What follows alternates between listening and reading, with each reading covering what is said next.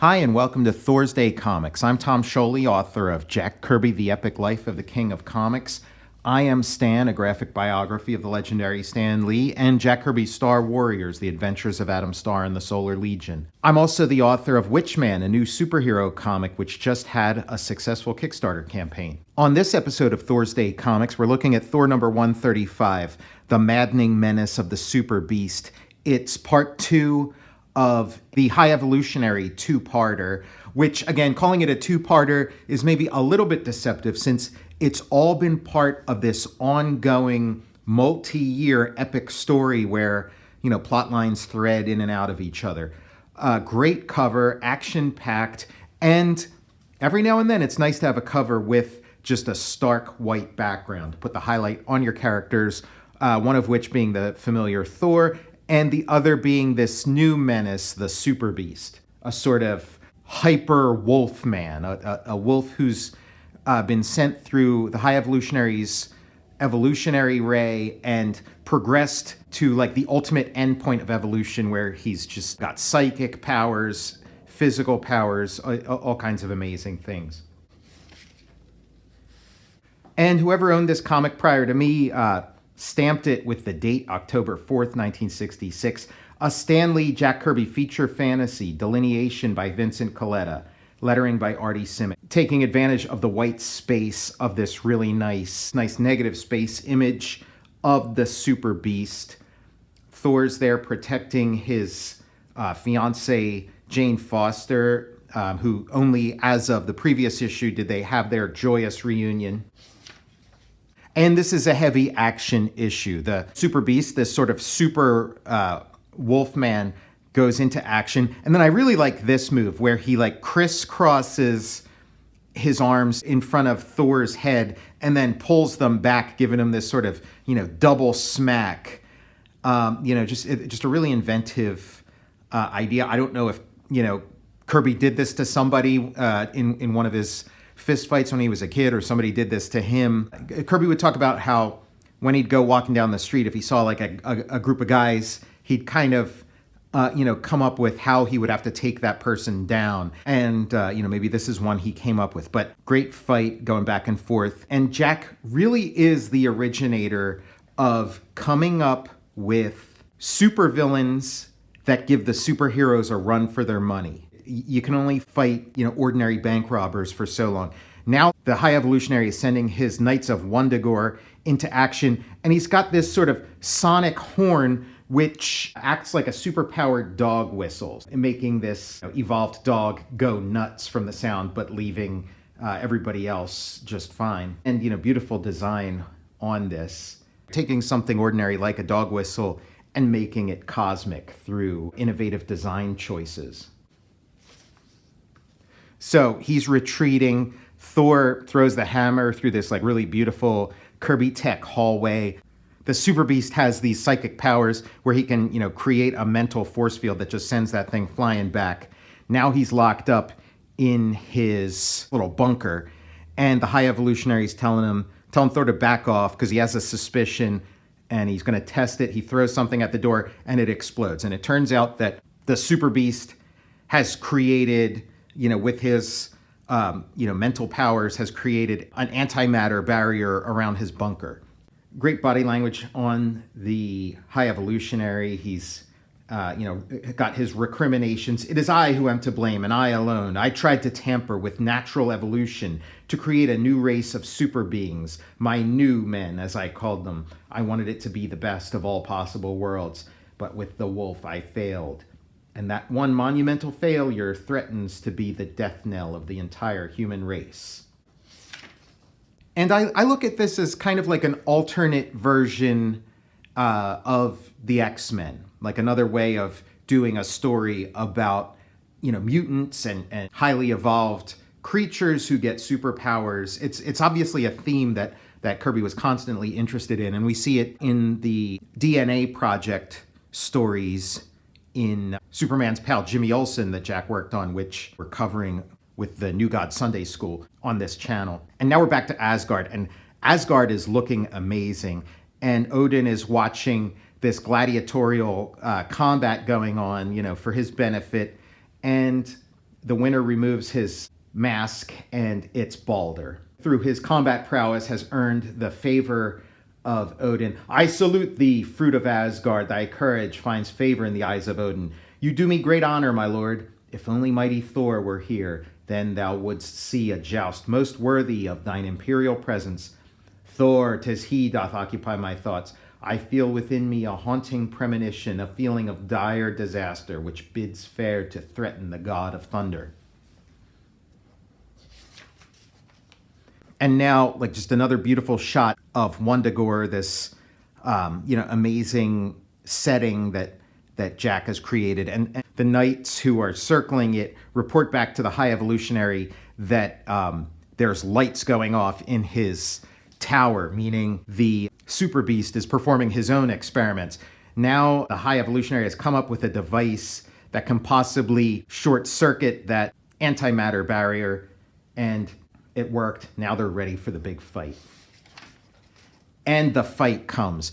And, look at this crew. Super Beast has created his own evolved army of creatures, and they're scarier animals than the ones that the High Evolutionary worked on. It's, a snake man or lizard man and a horned ram man. They just kind of look amazing. And again, would make a tremendous line of toys. Thor, is fighting with them, holding his own. On the view screen here, Porga and Tagar are watching the excitement. And Tagar, takes off his outfit and dons his cathode gloves. And, probably similar to Darkseid's killing gloves, they've got the sort of stripes of a tiger.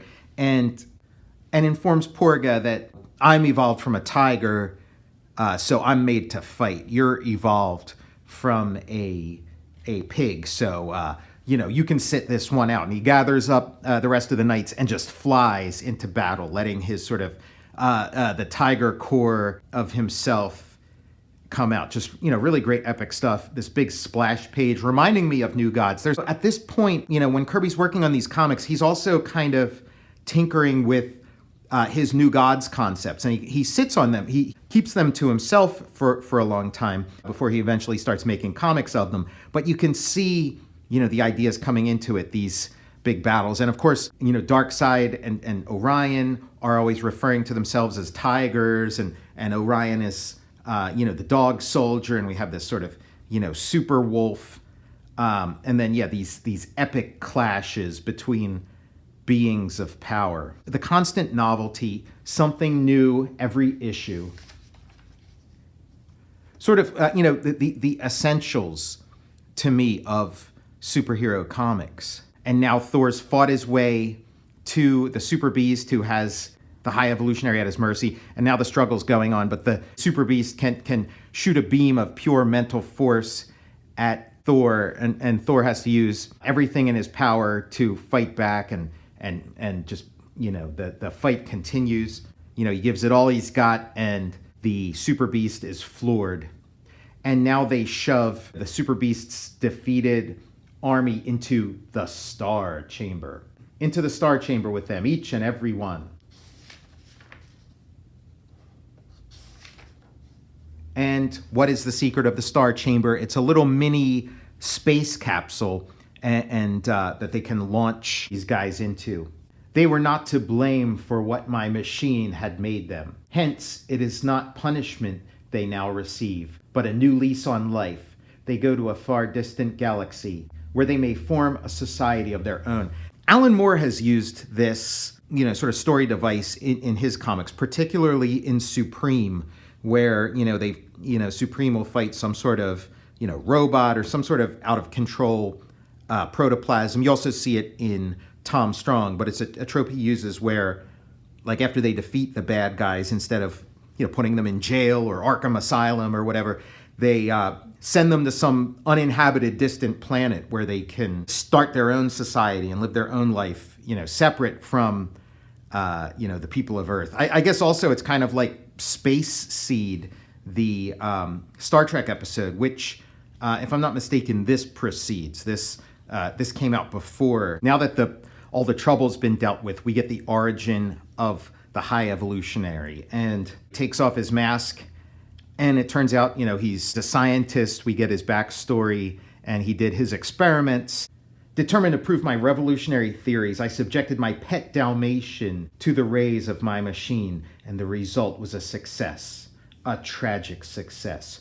We thought it was some sort of wild beast. You shot him, you fools. I must find a place to work where my subjects will be safe from unthinking bumblers. And so this, coloring error happens, which I think is repeated to this day whenever they reprint this comic. The coloring error, it's colored as though it's a spotted leopard, but this is obviously supposed to be a spotted Dalmatian dog. So this area should be white instead of orange. And so he talks about how he, in training these animal men, he kind of took inspiration from, the tales of the knights of King Arthur to sort of teach them, a way of understanding society, which is very interesting to me. I think that's a really smart story idea that he has to come up with these sort of simplified mythological ways of explaining to these creatures how to go about the world. And if you think about it, it's not too different from the sort of, indoctrination that we all get as children, being sort of taught these, fairy tales and whatnot to kind of, give us a little Fisher-Price, my first starter set of, civics. The dialogue here says differently, but in Jack's liner notes, he's kind of teaching them how to use these objects, how to use a mirror, how to use a telephone, and kind of, these two get like a little more of a sophisticated treatment as his ideas on how to, instruct these creatures gets more sophisticated. And again, that's why they brought in Jane Foster to even further refine their acculturation and to where the point that they may be able to, fully, assimilate themselves with mainstream society. But now I realize we can remain here no longer. So long as Wundagore endures, mankind will ever be in danger. What other choice exists for thee? The one final choice I always knew I would someday have to make.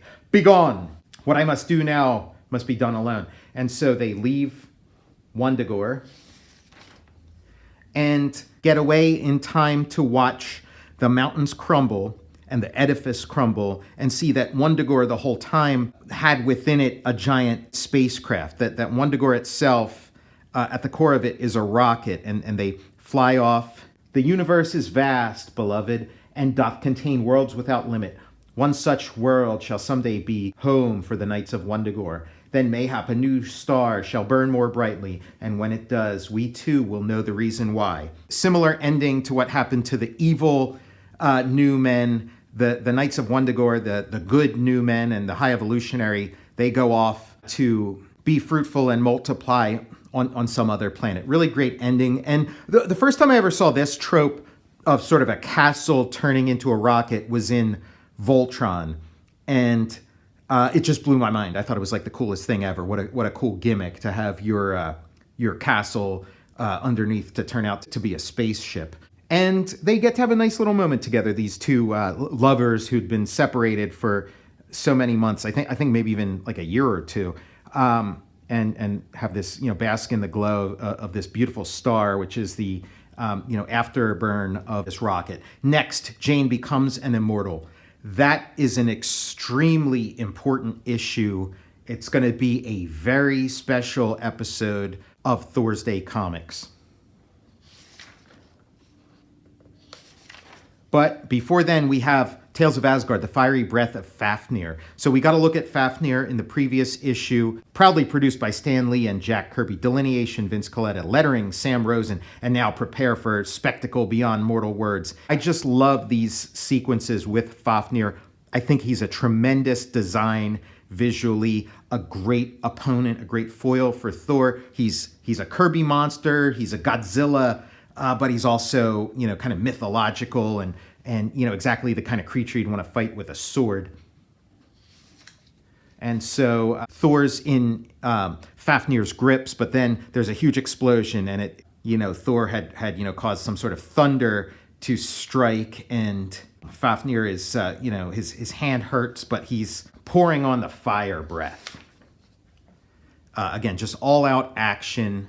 Thor throws his hammer And bam, what a beautiful sight here. Just this is what you read a Thor comic for, in my opinion. And then to top it all off, we cut back to Asgard, and Odin's watching this whole thing happen on this beautiful Visi screen. No two Visi screens are alike in Asgard. I love it. Really beautiful way of framing this battle. And, Odin, says a bunch of Odin stuff as he sort of watches this thing, looking, more and more like High Father with this, sort of robe. The High Father that, again, Jack Kirby's Thor, particularly the Tales of Asgard sequences, are starting to segue into the new gods. He is thinking very seriously about the new gods and thinking seriously about doing it at Marvel around this time. And so you can sort of see it visually going into that direction as Asgard gets more and more technological, and Odin gets more high fathery. Just really great stuff. Continued next issue, When Thine Dazzled Eyes Shall Truly Behold the Miracle Pods.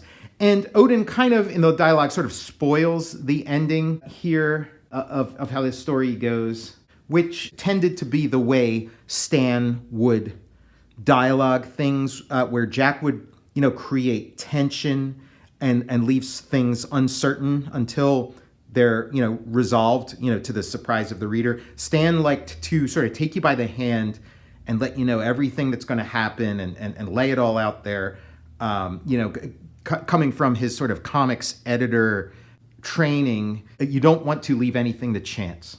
I'm Tom Scioli, author of Jack Kirby, The Epic Life of the King of Comics. I Am Stan, a graphic biography of the legendary Stan Lee, and Jack Kirby's Star Warriors, The Adventures of Adam Star and the Solar Legion. I'm also the author of WITCHMAN, a new superhero comic, which recently had a successful Kickstarter campaign. I'll see you next Thursday.